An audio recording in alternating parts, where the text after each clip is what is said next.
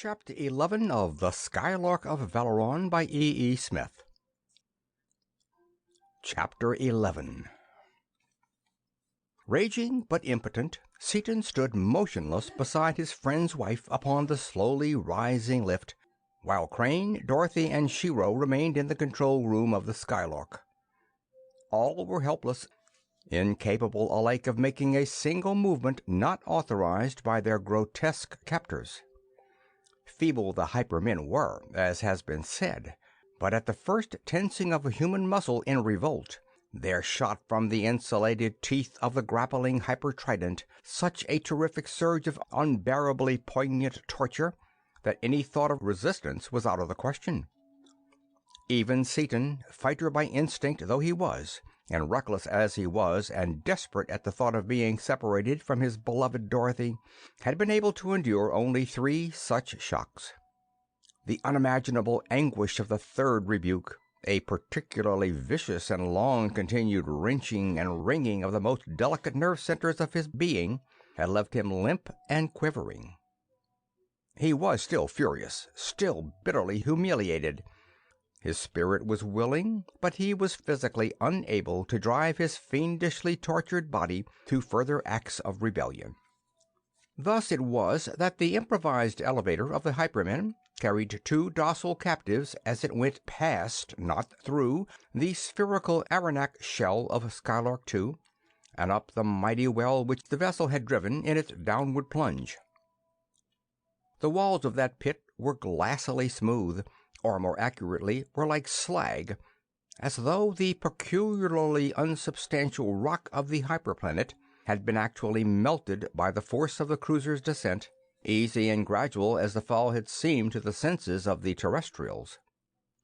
It was apparent also that the hypermen were having difficulty in lifting the, to them, tremendous weight of the 2 human bodies. The platform would go up a few feet, then pause. Up and pause. Up and pause, again and again.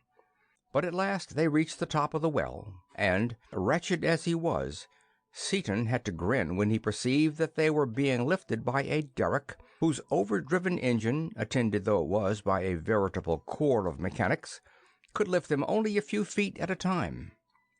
Coughing and snorting, it ran slower and slower until, released from the load, it burst again into free motion to build up sufficient momentum to lift them another foot or so.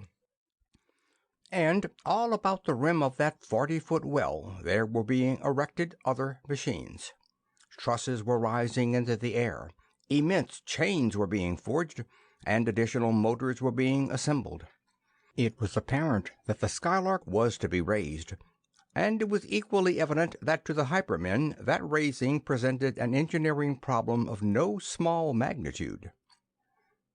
"She'll be right here when we get back, Peg, as far as those jaspers are concerned," Seaton informed his companion. "If they have to slip their clutches to lift the weight of just us 2, they'll have one sweet job getting the old Skylark back up here. They haven't got the slightest idea of what they're tackling. They can't begin to pile enough of that kind of machinery in this whole part of the country to budge her." "You speak as though you were quite certain of our returning," Margaret spoke somberly. "I wish that I could feel that way." "Sure I'm certain of it," Seaton assured her. "I've got it all figured out. Nobody can maintain 100% vigilance forever, and as soon as I get back into shape from that last twisting they gave me, I'll be fast enough to take advantage of the break when it comes." "Yes, but suppose it doesn't come?" "It's bound to come sometime. The only thing that bothers me is that I can't even guess at when we're due to snap back into our own 3-dimensional space. Since we couldn't detect any motion in an ether wave, though, I imagine that we'll have lots of time, relatively speaking, to get back here before the Skylark leaves." "Ah, I was wondering if they were going to make us walk to wherever it is they're taking us, but I see we ride. There comes something that must be an airship. Maybe we can make our break now instead of later." But the hyperman did not relax his vigilance for an instant as the vast, vague bulk of the flyer hovered in the air beside their elevator. A port opened, A short gangplank shot out, and under the urge of the punishing trident, the two human beings stepped aboard. A silent flurry ensued among the weird crew of the vessel as its huge volume sank downward under the unheard-of mass of the two captives. But no opportunity was afforded for escape. The gripping trident did not relax, and at last the amazed officers succeeded in driving their motors sufficiently to lift the prodigious load into the air of the hyperplanet. "Take a good long look around, Peg, so that you can help find our way back," Seaton directed, and pointed out through the peculiarly transparent wall of their conveyance. "See those three peaks over there, the only hills in sight? Our course is about 12 or 15 degrees off the line of the right-hand two, and there's something that looks like a river down below us. The bend there is just about on line. See anything to mark it by?" "Well, there's a funny-looking island, kind of heart-shaped, with a reddish-colored spire of rock. See it?" "Fine. We ought to be able to recognize that. Bend, Heart Island, red obelisk on what we'll call the upstream end. Now from here, what? Oh, we're turning. Going upstream. Fine business. Now we'll have to notice when and where we leave this river, lake, or whatever it is." They did not, however, leave the course of the water. For hundreds of miles, apparently, it was almost perfectly straight, and for hours the airship of the Hypermen bored through the air only a few hundred feet above its gleaming surface. Faster and faster the hypership flew onward, until it became a whistling, yelling projectile, tearing its way at a terrific but constant velocity through the complaining air. But while that which was beneath them was apparently the fourth-dimensional counterpart of an earthly canal, neither water nor landscape was in any sense familiar. No sun was visible, nor moon, nor the tiniest twinkling star. Where should be the heavens there was merely a void of utter, absolute black, appalling in its uncompromising profundity. Indeed, the terrestrials would have thought themselves blind were it not for the forbidding Luciferian vegetation, which, self-luminous with a ghastly bluish-violet pseudo-light, extended outward, flat, in every direction to infinity. "What's the matter with it, Dick?" demanded Margaret, shivering.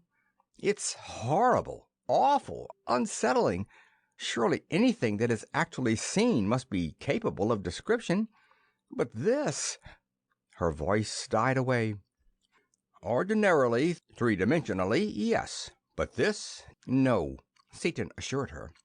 "Remember that our brains and eyes, now really pseudo-fourth-dimensional, are capable of seeing those things as they actually are, but that our entities, intelligences, whatever you like, are still three-dimensional and can neither comprehend nor describe them. We can grasp them only very roughly by transposing them into our own three-dimensional concepts, and that is a poor subterfuge that fails entirely to convey even an approximate idea. As for that horizon, or lack of it, it simply means that this planet is so big that it looks flat. Maybe it is flat in the fourth dimension. I don't know." Both fell silent, staring at the weird terrain over which they were being borne at such an insane pace. Along its right line above that straight watercourse, a shrieking arrow, and to the right of the observers and to the left of them spread, as far as the eye could reach, a flatly unbroken expanse of the ghostly, livid, weirdly self-luminous vegetation of the unknowable hyperworld. And slinking, leaping, and perchance flying between and among the boles and stalks of the rank forest growth could be glimpsed fleeing monstrous forms of animal life. Seaton strained his eyes, trying to see them more clearly, but owing to the speed of the ship, the rapidity of the animals' movements, the unsatisfactory illumination, and the extreme difficulty of translating at all rapidly the incomprehensible four-dimensional forms into their three-dimensional equivalents, he could not even approximate either the size or the appearance of the creatures with which he, unarmed and defenseless, might have to deal. "Can you make any sense out of those animals down there, Peg?" Seaton demanded. See, there's one just jumped out of the river and seemed to fly into that clump of bamboo-like stuff there. Get any details?" "No. What with the poor light and everything being so awful and so distorted, I can hardly see anything at all. Why, what of them?" "This of them. We're coming back this way, and we may have to come on foot. I'll try to steal a ship, of course, but the chance that we'll be able to get one, or to run it after we do get it, is mighty slim. But assuming that we are afoot, the more we know about what we're apt to go up against, the better we'll be able to meet it. Oh, we're slowing down. Been wondering what that thing up ahead of us is. It looks like a cross between the Pyramid of Cheops and the old castle of Bingen on the Rhine. But I guess it's a city. It seems to be where we're headed for." "Does this water actually flow out from the side of that wall, or am I seeing things?" the girl asked. "It seems to. Your eyes are all right, I guess. But why shouldn't it? There's a big archway, you notice. Maybe they use it for power or something, and this is simply an outfall." "Oh, we're going in!" Margaret exclaimed, her hand flashing out to Seaton's arm. "Looks like it, and they probably know their stuff." He pressed her hand reassuringly. "Now, Peg, no matter what happens, stick to me as long as you possibly can." As Seaton had noticed, the city toward which they were flying resembled somewhat an enormous pyramid, whose component units were themselves mighty buildings, towering one above and behind the other in crenellated majesty to an awe-inspiring height. In the wall of the foundation tier of the buildings there yawned an enormous opening, spanned by a noble arch of metalled masonry, and out of this gloriously arched aqueduct there sprang the stream whose course the airship had been following so long. Toward that forbidding opening the hypership planed down, and into it she floated slowly and carefully. Much to the surprise of the terrestrials, however, the great tunnel of the aqueduct was not dark. Walls and arched ceiling alike glowed with the livid bluish-violet ultralight which they had come to regard as characteristic of all hyper things, and through that uncanny glare the airship stole along. Once inside the tunnel, its opening vanished, imperceptible, indistinguishable from its four-dimensional black and livid blue background. Unending that tunnel stretched before and behind them. Walls and watery surface alike were smooth, featureless, and so uniformly and weirdly luminous that the eye could not fix upon any point firmly enough to determine the rate of motion of the vessel, or even to determine whether it was moving at all. No motion could be perceived or felt, and the time sense had long since failed. Seaton and Margaret may have traveled in that gigantic bore for inches or for miles of distance, for seconds or for weeks of hypertime. They did not then, and never did, know. But with a slight jar the hypership came to rest at last upon a metallic cradle which had in some fashion appeared beneath her keel. Doors opened, and the being holding the tridents, who had not moved a muscle during the, to the terrestrials, interminable journey, made it plain to them that they were to precede him out of the airship. They did so, quietly and without protest, utterly helpless to move save at the behest of their unhuman captor-guide. Through a maze of corridors and passages the long way led. Each was featureless and blank. Each was lighted by the same eerie bluish light. Each was paved with a material which, although stone-hard to the hypermen, yielded springingly as yields a soft peat bog under the feet of the massive terrestrials. Seaton, although now restored to full vigor, held himself rigorously in check.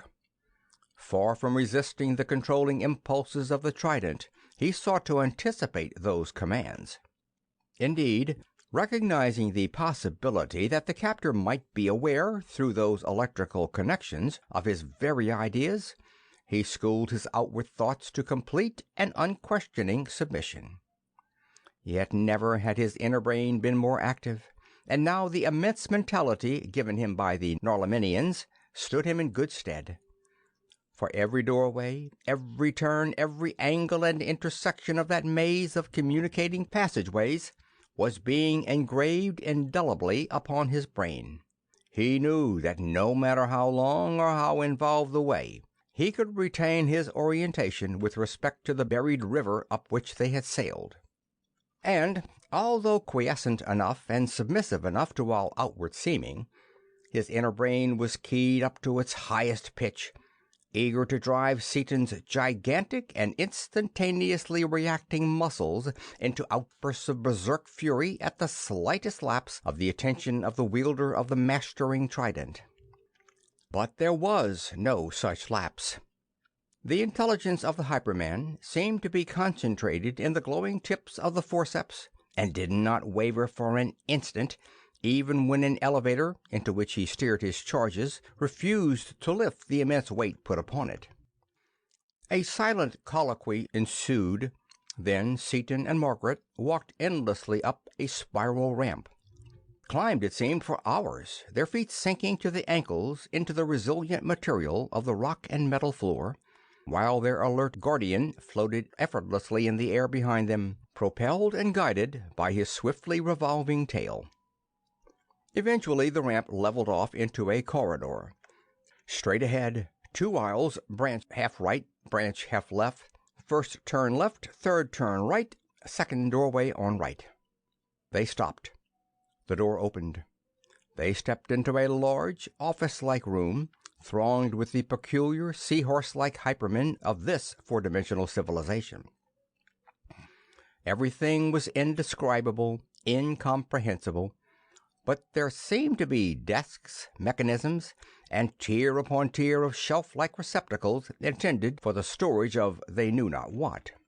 Most evident of all, however, were the huge, goggling, staring eyes of the creatures as they pressed in, closer and closer, to the helplessly immobile bodies of the man and the woman. Eyes dull, expressionless, and unmoving to earthly three-dimensional intelligences, but organs of highly intelligible, flashing language, as well as of keen vision to their possessors. Thus it was that the very air of the chamber was full of speech and of signs, but neither Margaret nor Seaton could see or hear them. In turn, the Earthman tried with every resource at his command of voice, thought, and pantomime to bridge the gap. In vain. Then strange, many-lensed instruments were trundled into the room and set up to the helpless prisoners. Lenses peered, multicolored rays probed, planimeters, pantographs, and plotting points traced and recorded every bodily part, the while the two sets of intelligences, each to the other so foreign, were at last compelled to acknowledge frustration. Seaton, of course, knew what caused the impasse, and, knowing the fundamental incompatibility of the dimensions involved, had no real hope that communication could be established, even though he knew the hypermen to be of high intelligence and attainment. The natives, however, had no inkling of the possibility of three-dimensional actualities. Therefore, when it had been made plain to them that they had no point of contact with their visitors, that the massive outlanders were and must remain unresponsive to their every message and signal, they perforce ascribed that lack of response to a complete lack of intelligence. The chief of the council, who had been conducting the examination, released the forces of his mechanisms and directed his flashing glance upon the eyes of the terrestrial guard, ordering him to put the specimens away. "And see to it that they are watched very carefully," the ordering eye concluded. "The fellows of science will be convened, and will study them in greater detail than we have been able to do here." "Yes, sir. As you have said, so shall it be," the guard acknowledged, and by means of the trident he guided his captives through a high-arched exit and into another labyrinth of corridors. Seaton laughed aloud as he tucked Margaret's hand under his arm and marched along under the urge of the admonishing trident. "Nobody 'ome. They ain't got no sense," says his royal nibs. "Take 'em away," he exclaimed. "Why so happy all of a sudden, Dick? I can't see very much change in our status." "You'd be surprised," he grinned. There's been a lot of change. I've found out that they can't read our thoughts at all, as long as we don't express them in muscular activity. I've been guarding my thoughts and haven't been talking to you much for fear they could get my ideas some way. But now I can tell you that I'm going to start something pretty quick. I've got this trident thing pretty well solved. The bird's taking us to jail now, I think, and when he gets us there, his grip will probably slip for an instant. If he does, he'll never get it back, and we'll be merrily on our way. To jail? Margaret exclaimed. But suppose that they put us... I hope they put us in the same cell. Don't worry about that. If my hunch is right, it won't make a bit of difference. I'll have you back before they can get you out of sight. Everything around here is thin, almost to the point of being immaterial, you know. You could whip an army of them in purely physical combat, and I could tear this whole joint up by the roots. A la Samson? I believe that you could at that, Margaret smiled. Yeah, or rather, you can play your Paul Bunyan, and I'll be Babe, the big blue ox. We'll show this flock of prop-tailed gilly-whimpuses just how we gouged out Lake Superior to make a He-Man soup bowl. You make me feel a lot better, Dick, even if I do remember that Babe was 47 axe handles across the horns. Margaret laughed, but sobered quickly. But here we are. Oh, I do hope that he leaves me with you. End of chapter 11.